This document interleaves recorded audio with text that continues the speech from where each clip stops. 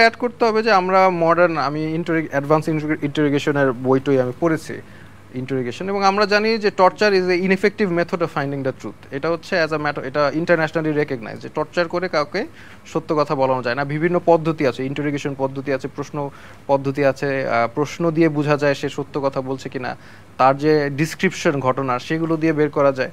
তো এইগুলো interrogation technique আছে। বাট টর্চার করে মানুষকে যদি কিছু স্বীকারোক্তি করান সেটা যে সত্য, এটা কমপ্লিটলি রং। সো তারা আসলে এটা সত্য বের করার মোটিভেশন আমার মনে হয় তাদের ছিল না। আপনাদের মধ্যে যে 100 জন ছিল তাদের মধ্যে কি কোনো আন্ডার এজ ছিল বা কিশোর বয়সী ছিল কিনা? ওই যে একটা আপনারা তো একজন চিনেন 17 বছর যে ছেলেটাকে নিয়ে না হয়েছিল, একটা ছেলেকে 17 বছরের মিডিয়াতে এসেছিল যে এত কম বয়সে 17 বছরের ছেলেকে কেন, যে সাকিব আল হাসানের টি-শার্ট পরেছিল যে ভাইরাল হলো, আমি সেটা এক্স্যাক্টলি জানি না বিকজ আমি তো তখন ঘুমছিলাম। বাট আই নো যে একজন 17 বছর ছেলেকে হচ্ছে নিয়ে আসা হয়েছে, ওর সাথে মিট হয়েছে, ওকেও মারা হয়েছে। আর এছাড়াও আবারও 14 বছর কয়েকজন ছেলেকে আনা হয়েছিল, আবার তাদেরকে ছেড়ে দেওয়া হয়েছিল, তাদেরকে টর্চার করা হয়নি। সাবেক সরকার কিছু কথা বলেছিল যে রাজাকার বলে আখ্যা দেয়া বা এই বিষয়গুলো, এই শব্দগুলোর কারণে কি তাদের এই ছাত্র আন্দোলনটা গণ অভ্যুত্থানের রূপ নিয়েছে? আপনার কি মনে হয়? না না, এগুলো তো তারও আগের ঘটনা, আমি তখন বিয়ে ছিলাম না। প্রত্যেকটা কাজই তারা ভুল করছিল, কেন জানি তাদের হয়তো বা ইন্টেলেকচুয়াল যে ব্যাকআপটা ছিল ওটা হয়তো বা নেই। যেমন ছাত্রলীগকে বলা হয়েছে স্টুডেন্টদেরকে আক্রমণ করা, এটা তো কোনো মন্ত্রী কোনোদিন করতে পারে না, এটা তো মানে ইম্পসিবল, একটা ইনস্যানিটি একটা, এটা করেছে। তারপরেও তারা অ্যাপোলোজাইজ আসলে ওইভাবে করেনি।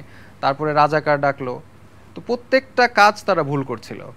বাট দেখা যাচ্ছে গণ অভ্যুত্থানটা কখন হলো, যখন আমাদের মতো লোকজনকে ধরা শুরু করলো, যারা আসলে কোনো কিছু করে নাই, যারা সাপোর্ট করেছে, স্ট্যাটাস দিয়েছে, এই ধরনের লোককে যখন গুম করা শুরু করলো, তখন এরপর থেকে গণ অভ্যুত্থানের জিনিসটা রূপ নিল, এক দফায় চলে গেল। আপনি ঠিক কবে মুক্তি পেলেন তারপর? এক্স্যাক্টলি তো মনে নেই, খুব সম্ভবত 7 তারিখে, অগস্টের 7 তারিখে এরকম টাইমে হবে। আপনি কি চিন্তা করেছিলেন যে ওই অবস্থা থেকে বেঁচে ফিরবেন? না না, আমি কি হবে আমার কোনো মানে ইয়েই ছিল না, মানে আমি জানতাম না আমার কি হবে। আমি আমার ফি সাবিনিল্লাহ আল্লাহর উপর ছেড়ে দিয়েছি, এবং আমার যা হবে সেটা তো হবে। আমি তো মানে এই অবস্থায় যদি আমি মারা যাই তাহলে তো ভালোই। এবং আমি এই জিনিসটা আমি ইন্সপায়ার করার জন্য যারা কান্নাকাটি করছিল ওই গুম অবস্থায়, তাদেরকে কথা এটাই বলেছিলাম যে আল্লাহ, আপনারা এখানে টর্চার হলে আপনার গুনাহ মাফ হচ্ছে, তো এটা আপনার জন্য ভালো, নাকি আপনি যদি ভালো থাকতেন এবং জাহান্নামে যেতেন ওইটা আপনার জন্য ভালো? এই যারা নির্যাতিত তাদের দোয়া আল্লাহ কবুল করে, তাদের গুনাহ আল্লাহ মাফ করে। তো আপনি এটা একটা অপরচুনিটি হিসেবে নেন, আপনারা টর্চার হচ্ছেন, আপনাদের গুনাহ মাফ হচ্ছে, এবং ইনশাল্লাহ আপনারা এই উসিলায় বেহেশতেও চলে যেতে পারেন। আচ্ছা, আপনি যখন মুক্তি পেলেন আপনার মা বাবার সাথে নিশ্চয়ই দেখা হয়েছে, আপনার বোনটার সাথে দেখা হয়েছে, সেই মুহূর্তটা আসলে জানতে চাচ্ছিলাম। আমি যতটুকু জানি যে তারা খুব বেশি টেনশনে ছিল, এবং আমরা বিভিন্ন গণমাধ্যমে দেখেছি তাদেরকে বিভিন্ন জায়গায় ঘুরতে, যে আসলে আমার ছেলেটা কোথায় গেল বলতে হবে, যদি ডিবি হেফাজতে না নিয়ে যাওয়া হয় তাহলে আমার ছেলেটা আসলে কোথায়। তো এই যে তাদের এই শঙ্কা, এই যে তাদের এই আশঙ্কা, এত চিন্তা, এর মধ্যে যখন ছেলেকে ফেরত পেল তখন তাদের আসলে অনুভূতিটা কি ছিল, তাদের কি বলা ছিল?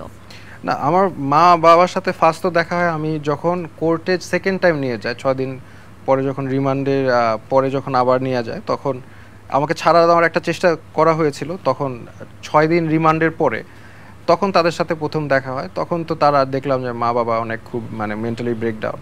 তো তাদেরকে মানে মোটিভেট করার জন্য আমি আবারও জোকস করলাম।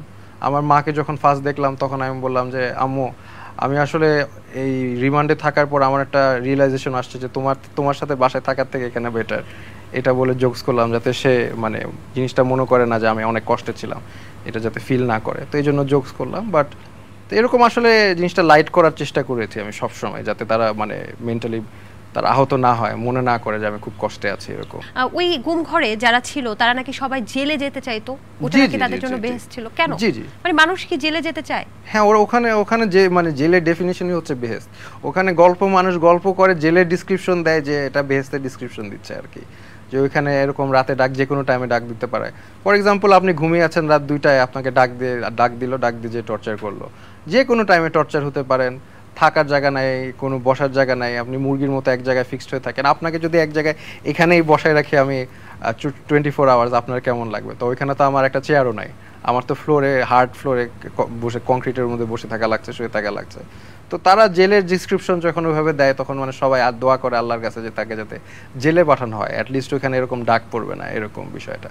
আচ্ছা, আপনার সম্পর্কে কিন্তু সাবেক অনেকেই বা বলা যায় যে অনেকেরই একটা ধারণা যে আপনি হচ্ছে বিএনপি জামাতপন্থী বা জামাত শিবিরপন্থী। এই কথাটা আসলে আসলেই কতটুকু সত্য? আপনি যদিও বলেছেন, তারপরেও যদি একটু ক্লিয়ার করতেন আরেকবার। না, আমি অরাজনৈতিক একজন পার্সন। আমি সব মানুষের সাথেই যেখানে রাইট সেটা রাইট, যেটা রং সেটা রং।